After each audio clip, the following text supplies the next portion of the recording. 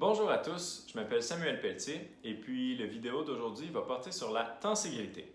Qu'est-ce que ça veut dire que le mot tenségrité? Essentiellement, c'est un mot qui a été fait à partir de deux mots, donc le mot tension et le mot intégrité. La définition de ce mot serait en fait l'aptitude à une structure physique de pouvoir se supporter, de pouvoir fonctionner grâce à l'ensemble et l'organisation des forces tensibles, donc de la tension, au travers de cette même structure. Donc c'est pas vraiment clair de c'est qui a introduit en premier ce concept-là dans la physique.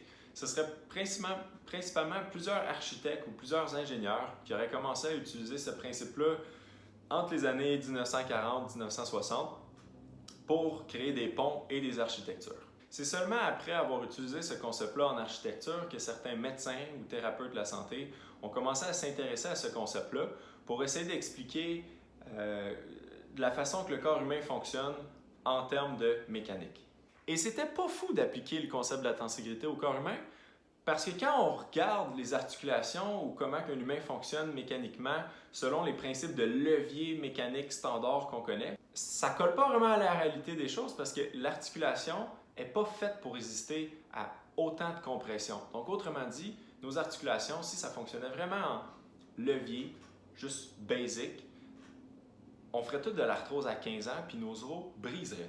Ceci étant dit, ce serait donc grâce au principe de tenségrité qu'on serait donc capable de tout se supporter et que nos articulations pourraient bien fonctionner. Là, c'est bien beau là, parler de définition, essayer de le décrire en mots, mais comme on dit, une image vaut mille mots. Donc, j'ai fait un petit modèle pour essayer d'illustrer un petit peu mieux qu'est-ce que c'est que la tenségrité. Alors ici, on aurait ce qu'on pourrait appeler un prisme de tenségrité. C'est principalement composé de poutres, donc des bouts de bois, et de câbles ou d'élastiques en verre ici. Et là, remarquez bien à quel point chaque poutre flotte littéralement à travers toutes les tensions que les exercices, que les élastiques créent. Donc, il n'y a pas une poutre qui touche à une autre poutre. Donc, il n'y a jamais de compression, c'est tout de la suspension, c'est tout de la tension. Un autre point vraiment important à considérer quand on regarde une structure comme celle-ci, ce serait à quel point chaque variation de position ou de tension d'une extrémité va se répercuter sur l'ensemble de la structure. Autrement dit, on ne peut pas avoir une variation de position ou de tension de toutes les sous-unités de la structure sans que la structure au complet soit répercutée. Regardez bien à quel point, quand je tire toute la structure se déforme au complet. Donc, il n'y a jamais une région qui n'est pas affectée par une autre région au sein de la même structure. Donc, quand on voit une structure comme celle-ci en tenségrité, c'est impossible d'avoir la vision isolée de chaque structure, mais on n'a pas le choix de prendre en considération toute la structure dans sa globalité sous un point de vue holistique, si on pourrait dire.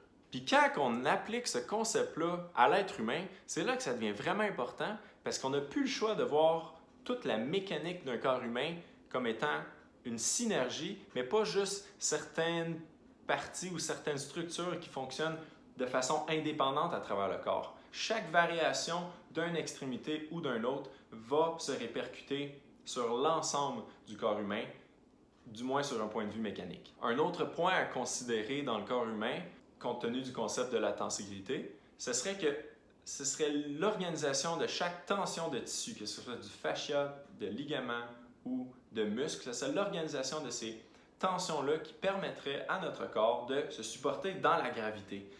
Ce serait entre autres aussi cette tension-là qui permettrait à nos articulations de fonctionner en suspension et non en compression. Donc nos articulations et nos os flotteraient à travers cette organisation de tension-là de nos tissus.